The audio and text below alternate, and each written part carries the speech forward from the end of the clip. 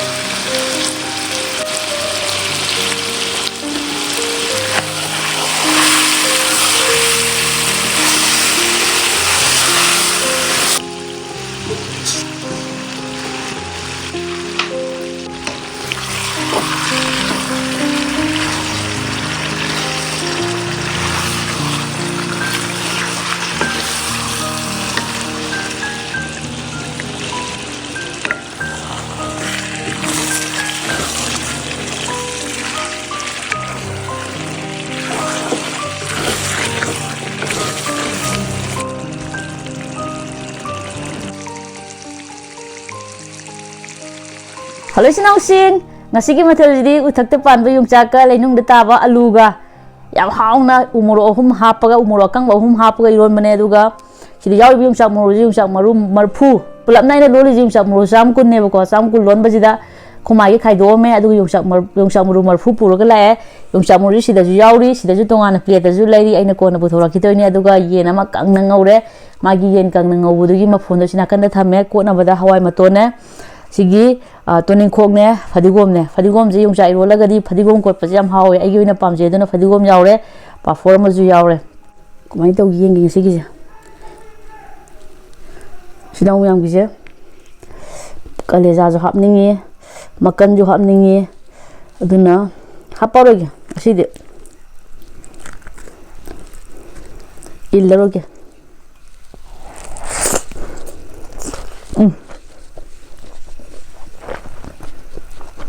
Không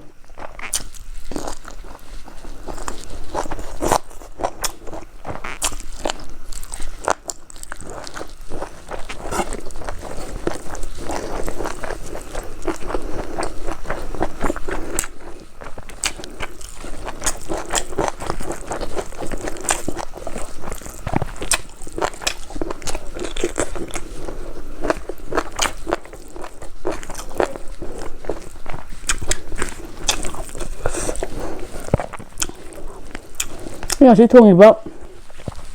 ini nasi thong iba yen jam, masuk na thak ti ko si jam, only Shirarakhong chili kadang thai ja.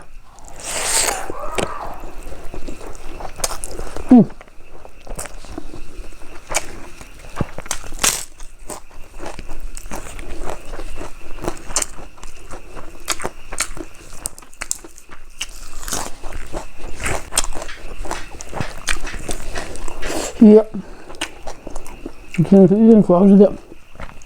có thể rằng cân sao sao nhưng chả cả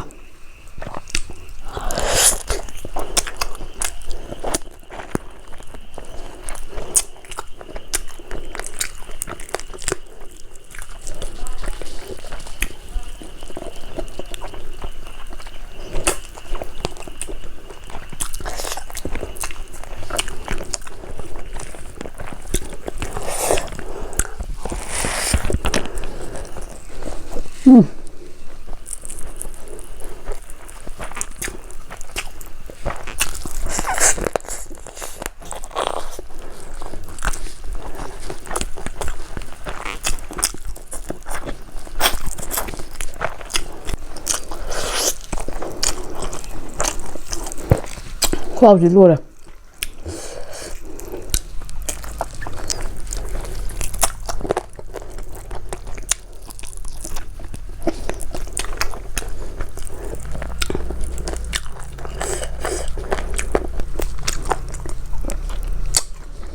cái thùng bia này trời đúng là xí mà này đi con thau bên ngô bữa đó mà mang thắc tàu xe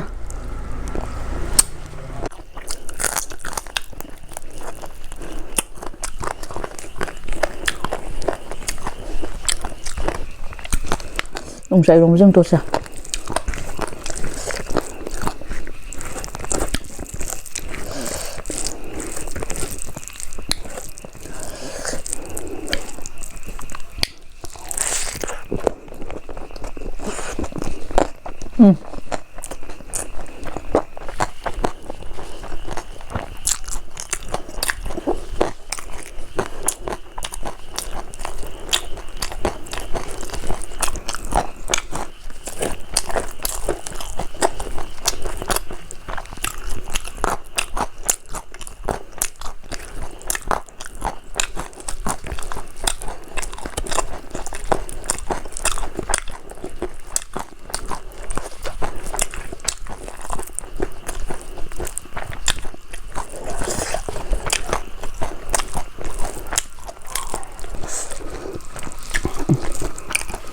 rồi đó xem chưa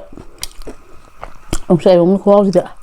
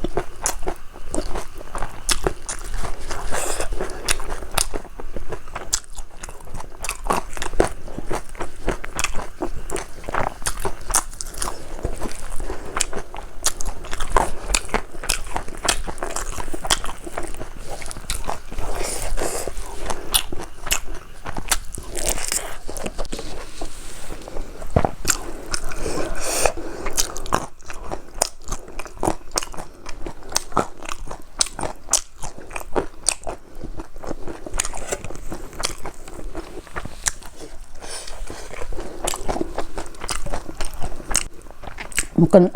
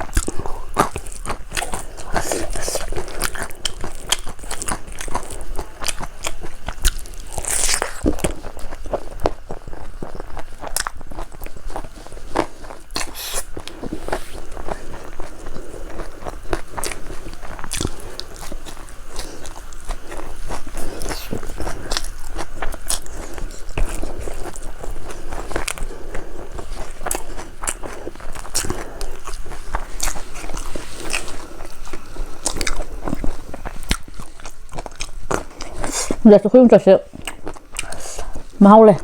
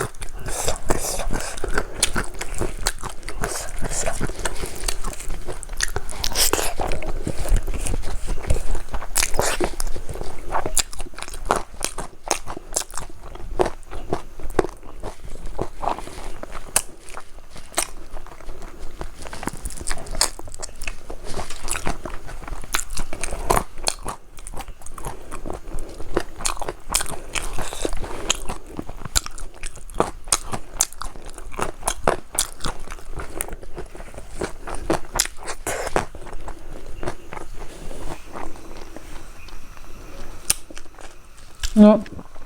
cho đồ vật bên con sấy nha lắm nắng cho một mặt phu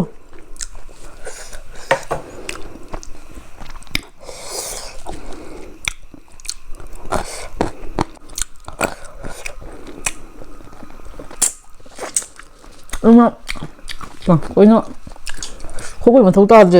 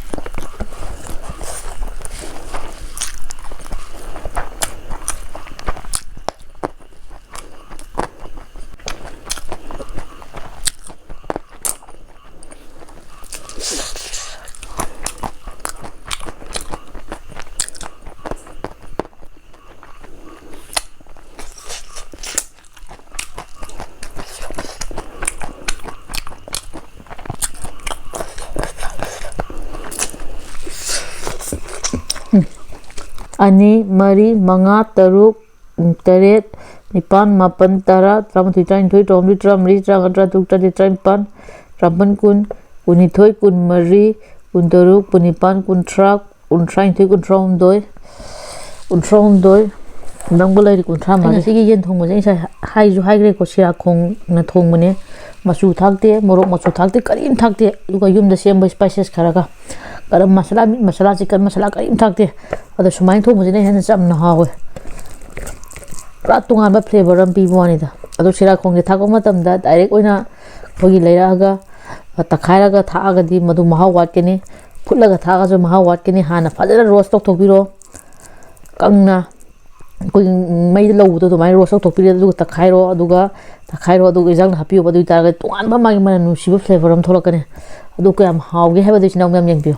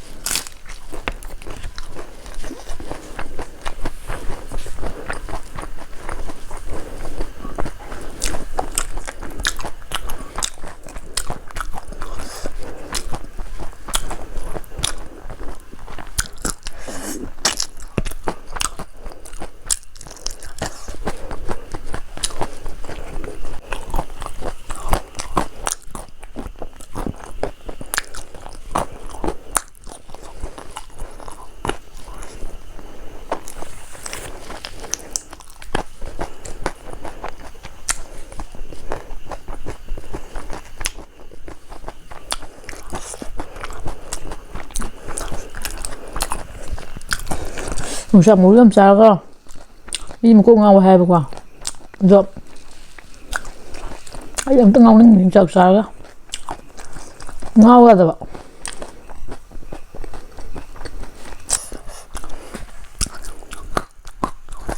này cứ chuẩn bị cái tao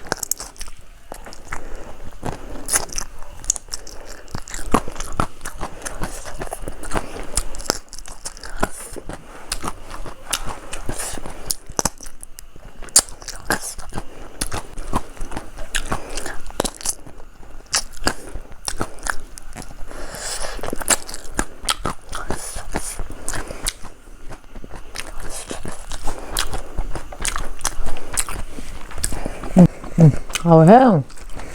cái ngon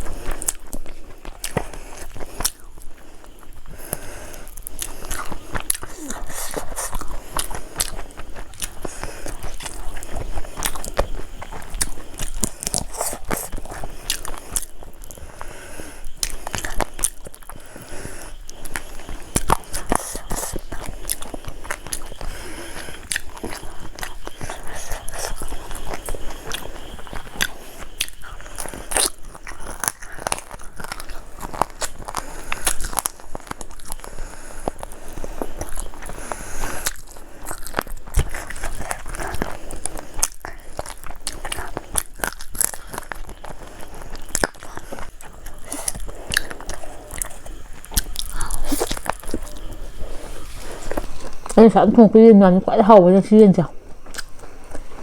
quay lấy cũng bận cái hiệu mà chiên cũng xong rồi chị chẳng thi hồng nhé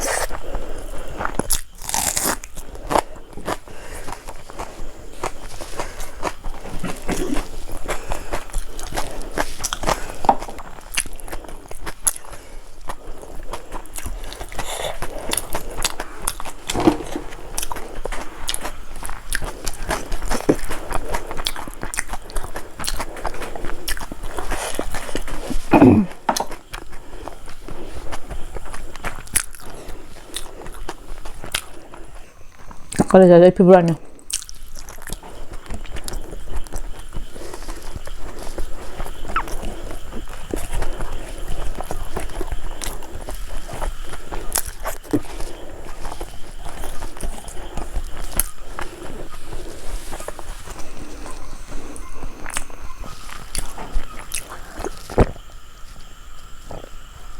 ngasi matal je satina hawe yung chai rom chu hawe aduga yen thong baji ju aina hangai thong ba yen du ngasi jina khwaw tina hawe adu mathang da mai thong ge habdo amuka hana ai patana gyan dana